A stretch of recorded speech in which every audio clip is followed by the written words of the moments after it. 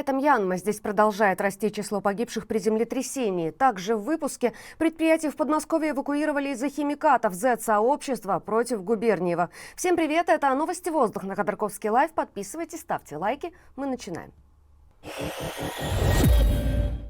5 морских кораблей застряли во льдах у побережья Камчатки. Их вызволяли с помощью ледокола.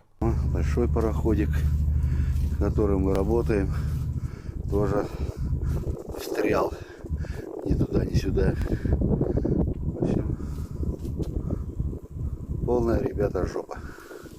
5 транспортных судов оказались скованы льдом 21 марта в Камчатском заливе, где они остановились переждать непогоду. На их борту было 60 моряков. Несколько суток экипажи пытались самостоятельно решить проблему, но большое количество льда начало выталкивать их корабли на берег, и пришлось запросить помощь. В итоге в залив направили военный ледокол, который за 10 часов освободил все суда. Люди не пострадали. В школе в Кемеровской области во время урока рухнул потолок. Это произошло в школе номер 2 в городе Юрга. Потолок обвалился в кабинете истории. Когда там шел урок, никто не пострадал. Сейчас учреждение проверяют прокуроры и следователи СК на предмет халатности. Неизвестное вещество стало причиной эвакуации на предприятии в Московской области. По данным местных телеграм-каналов, ЧП случилось на мусорном полигоне Сахарова под Сергиевым Посадом. Рабочие сообщили, что вещество, цитирую, коричнево-желтым туманом распространилось на весь сортировочный цех. Люди начали задыхаться. Конец цитаты. Работу предприятия остановили еще ночью, сотрудников вывели наружу. Причина произошедшего неизвестна, но, по словам рабочих, это происходит уже не в первый раз. Россия и США начали переговоры о редкоземельных металлах. Об этом сообщил «Известиям» глава Российского фонда прямых инвестиций Кирилл Дмитриев. Подробности он не уточнил. В то же время пресс-секретарь Путина Песков отметил сегодня, что никаких документов о совместных проектах не подписано. В России минимум 14 месторождений редкоземельных металлов с объемом запасов руды более 26 миллионов тонн. Осваиваются только 7. Путин предложил осваивать некоторые из них совместно с США, когда стало известно о планах Америки заключить сделку о металлах с Украиной. После этого на него ополчились провоенные блогеры. Они заявили, что Путин, до этого боровшийся с США, продал страну.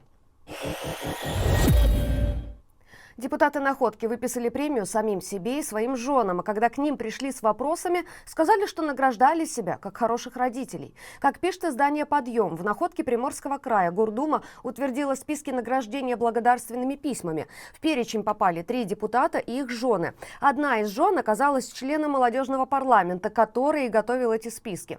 В Думе заявили, что все в порядке. Цитата: «В решении не указаны должности, поскольку поощрение не связано с профессиональной деятельностью». Так что, получается, депутаты и их супруги просто оказались, как там говорят, талантливыми родителями. А разве такие не заслуживают поощрения? В Узбекистане произошел взрыв в мечети. Он случился в полдень по местному времени в городе Андижан. Местные власти сообщают, что причиной ЧП стал взрыв газа. Пострадали 6 человек, погибших нет. Обрушилось здание для омовений. Сейчас ситуация под контролем спасателей. В Мьянме женщину, которая более 2 суток пролежала под завалами после землетрясения, спасли российские МЧСники вместе с китайскими коллегами.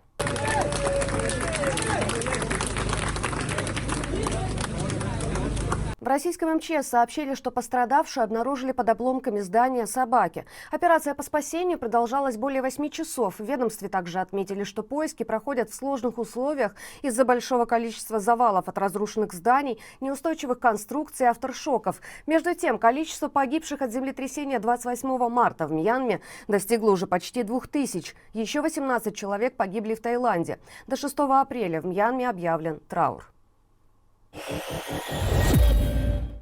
Прокуратура Литвы признала погибшими 4 американских военных, которые пропали 26 марта во время военных учений вблизи границы с Беларусью на полигоне имени генерала Сильвестра Жукаускаса неподалеку от города Поброде. Об этом сообщила прокурор Неда Грунскиня. Начато досудебное расследование для установления причин смерти. Ранее из болота близ литовско-белорусской границы извлекли гусеничную машину, которая также пропала вместе с военными. Впрочем, литовские власти отмечают, что официально признать солдат погибшими может только Вашингтон. Двое советников израильского премьер-министра Биньямина Нетаньяху арестованы за связи с канцелярией премьер-министра Катара. Йонатана Ориха и Эли Фельдштейна подозревают в контактах с иностранным агентом, получении взяток, мошенничестве и злоупотреблении доверием, а также в отмывании денег. Об этом пишет издание «Хаарец». А 12-й канал сообщает, что также был задержан журналист. Его подозревают в том, что он свел Фельдштейна с бизнесменом, который, как предполагается, и передавал ему катарские деньги для лоббирования интересов Дохи.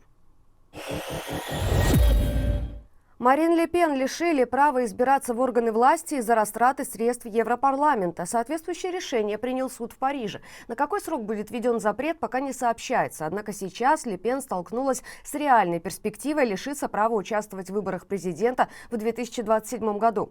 Суд посчитал достоверной версию следствия о том, что с 2004 по 2016 годы группа из партии «Национальное объединение» создала фиктивные рабочие места для ассистентов депутатов Европарламента. Фактически деньги использовали для финансирования деятельности партии в самой Франции. Ущерб оценили почти в 3 миллиона евро. Сама Ле Пен эти обвинения отвергает и собирается оспаривать решение суда. Ее защита настаивает, что суть проблемы в европейской бюрократии.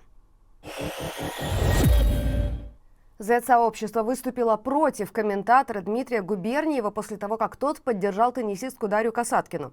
На днях стало известно, что она приняла решение сменить спортивное гражданство, и Губерниев вступился за нее перед теми, кто ее за это осудил. Рассуждать категориями, что она предатель, это низко. Человек ищет, где ему лучше, где больше нравится, а рыба где глубже. Поэтому пожелаем ей удачи, пусть выступает там, где хочет. За Австралию так за Австралию.